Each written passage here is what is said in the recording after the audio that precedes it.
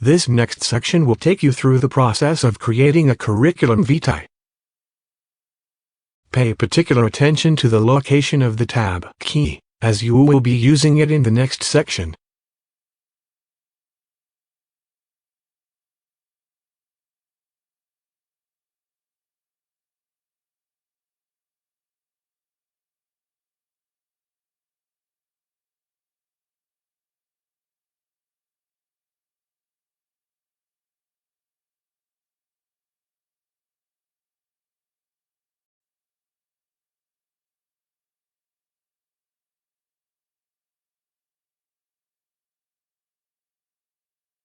The first thing to note is the use of the tab key. In this example, I pressed the tab key a number of times to get from name across to Tom Ryan. I used the tab key again to get from address across to Shannon. Using the tab key for each line ensures the text is lined up correctly, and it also speeds up the process.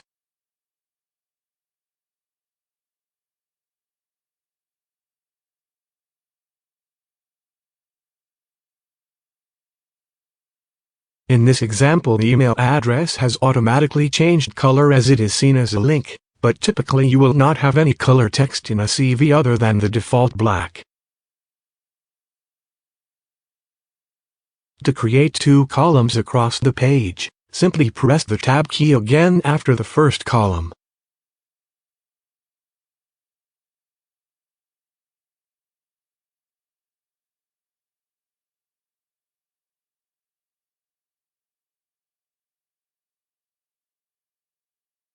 This is an example of using the spacebar instead of the tab key.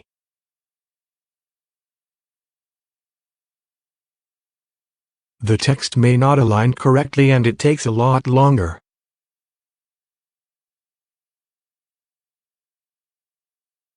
You can check if a document has tabs or spaces in the text. Click on the Show Hide button on the main menu. The arrows indicate tabs and the dots are spaces. In the example above, it would be wise to delete the spaces and replace them with tabs.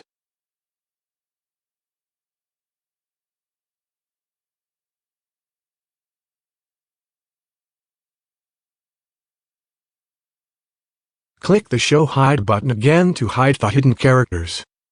We will then use bold and underline to format the CV. We will not use italics as it can make text hard to read and to be interpreted by scanning software.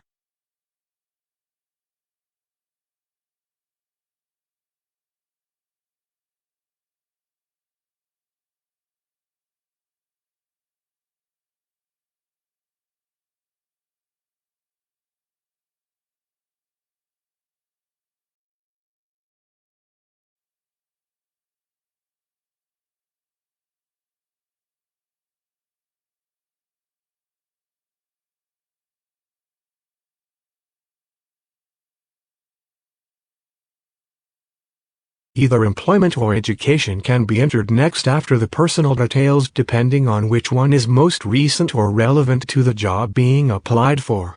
Make sure the most recent employment or education is at the top of its section and work down towards the least recent.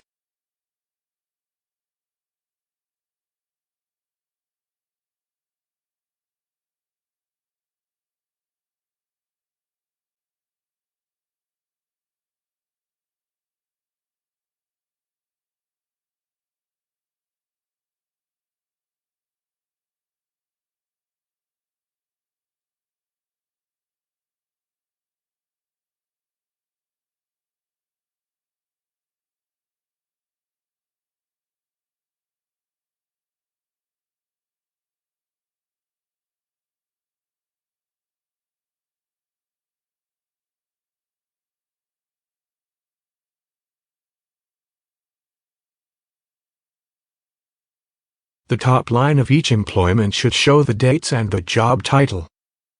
Make this entire line bold so that the job titles can be seen at a glance when reading the CV. In this example, the paragraph spacing is spreading the lines too much.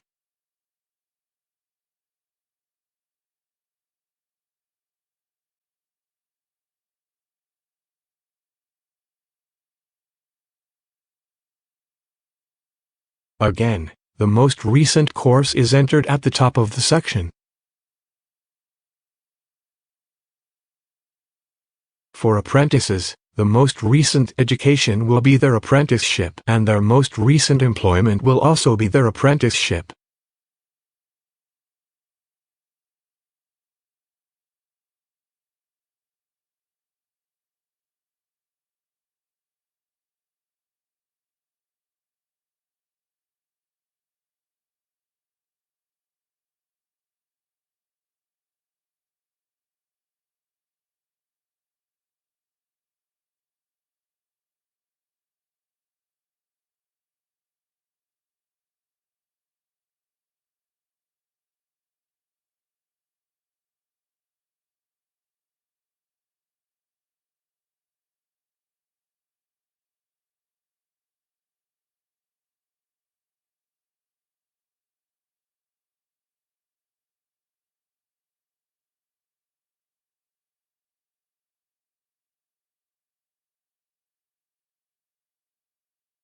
Your instructor will give you a sample CV to work from when creating your own CV.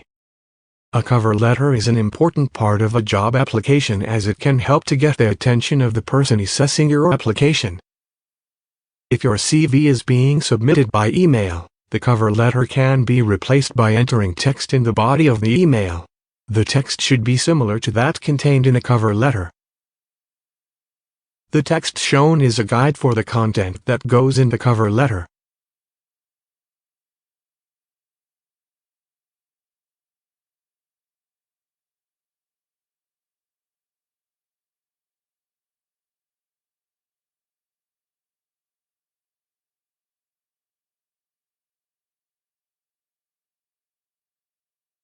At the end of the cover letter you should create a space for your signature as shown.